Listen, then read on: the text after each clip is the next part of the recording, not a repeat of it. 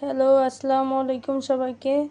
বন্ধুরা কেমন আছেন আপনারা? আজকে চলে আসছি গ্রামীণ স্বাদের রান্নার পক্ষ থেকে আমি রেশমি আরও একটি রেসিপি নিয়ে, আমের টকের রেসিপি।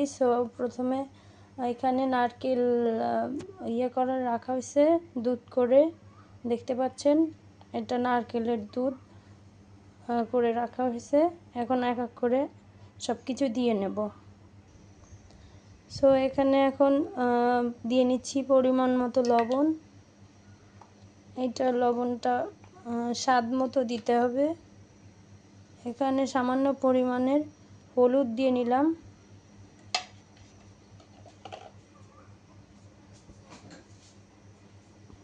হলুদ দিয়ে এখন সামান্য পরিমাণের চিনি অ্যাড করছি। আমরা এভাবে খাই, এটা অনেক মজা লাগে।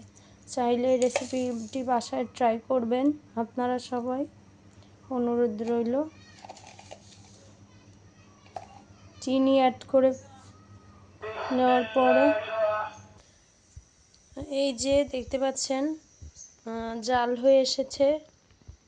নারকেল দুধ দিয়ে সব কিছু দিয়ে জাল করে নিতে হবে। এভাবে জাল হয়ে আসলে এবার কেটে রাখা কাঁচা আমগুলিকে দিয়ে নিব।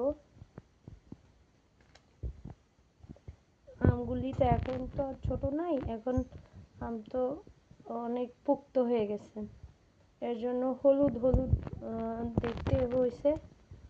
এভাবে বাসায় রেসিপিটি ট্রাই করবেন, আশা করি ভালো লাগবে, অনেক টেস্ট হয় খেতে।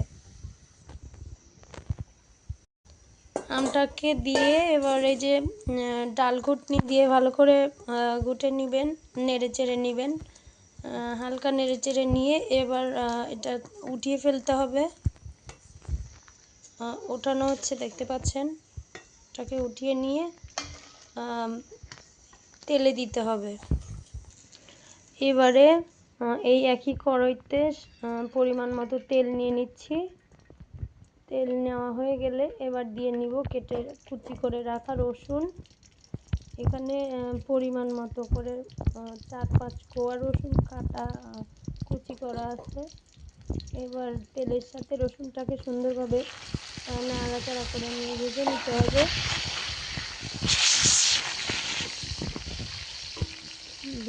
রসুন ভেজে নেওয়া হয়ে সুন্দরভাবে রসুন ভেজে নিলে একটা স্মেল আসবে সুন্দর।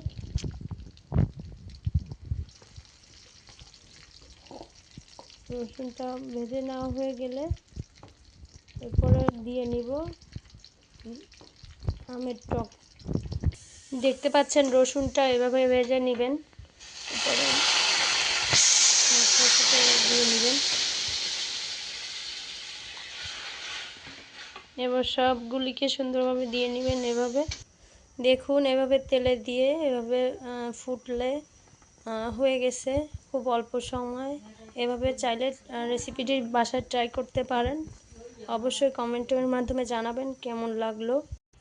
তো এইটাই হচ্ছে আমের টকের ফাইনাল লুক, দেখতে পাচ্ছেন। এভাবেই আপনারা চাইলে বাসায় রেসিপিটি ট্রাই করবেন আশা করছি।